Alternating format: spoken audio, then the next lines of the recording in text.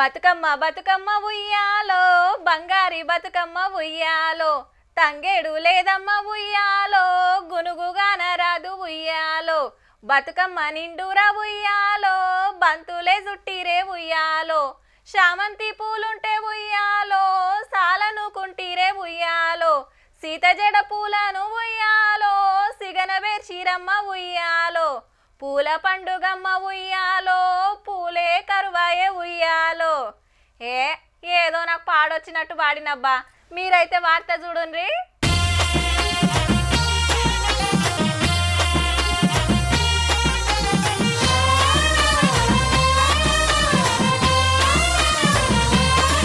పెద్ద పెద్ద బతుకమ్మలు ముద్దు బతుకమ్మలు ముద్దుగున్నాయి గాని అసలు పూలే ఆగుపడతలేవు.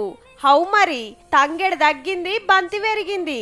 బతుకమ్మని వేర్చేదే తంగెడు పువ్వుతోటాయే. ఎంత ఎక్కువ పెడితే అంత మంచిగా కనబడుతుండే. మళ్ళీది మన రాష్ట్ర పువ్వు కూడా అటెన్క గునుగు పువ్వు తెల్లదే కాకుండా తీరొక్క రంగులద్ది పువ్వు మీద పువ్వు వేరుసుకుంటా పోతే మస్తు ముద్దుగా పడుతుంది. కానీ ఇప్పుడు పట్నంలో చూసినా పల్లెల్లో చూసినా తంగెడు తగ్గింది గునుగు గయాబైంది బంతి బగ్గైంది చామంతి చిక్కగైంది. కొందరైతే పేరు సుడిగిన లేదబ్బా దండలల్లి గుండూరుకంగా చుట్టబట్టిరి.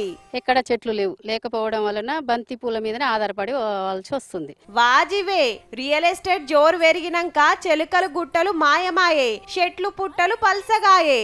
అప్పటి తంగెడు వనాలు ఇప్పుడు వెంచర్లు ప్లాట్లు. అప్పట్లా బతుకమ్మకు 6 రోజుల ముందుకెంచే పువ్వు తెంపుకొద్దురు. ఆడోళ్ళు గంపలు పట్టుకొని పోతే మొగోళ్ళు సంచులు నింపేటోళ్ళు. ఊర్లా మాదే పెద్ద బతుకమ్మ ఉండాలని అమ్మలక్కలు పోటీలు పడేటోళ్ళు. ఇప్పుడు రోడ్ల మీద అమ్ముతాంటే సాత్రమోలే 4 పువ్వులు కొనుక్కొచ్చి పెట్టే కథ కాబట్టే.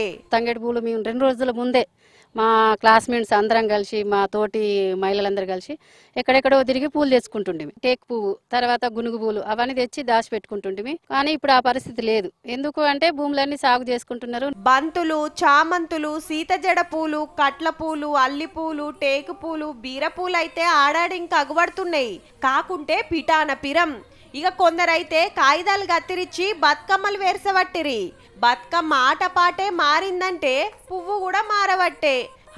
ఇట్లనే డెవలప్మెంట్ పేరు మీద గుట్టలు శెలుకలు మింగుకుంటా పోతిమా అంటే ఆన్లైన్లో బతుకమ్మ అమ్మబడును అనే రోజు వచ్చేటట్టుంది పో.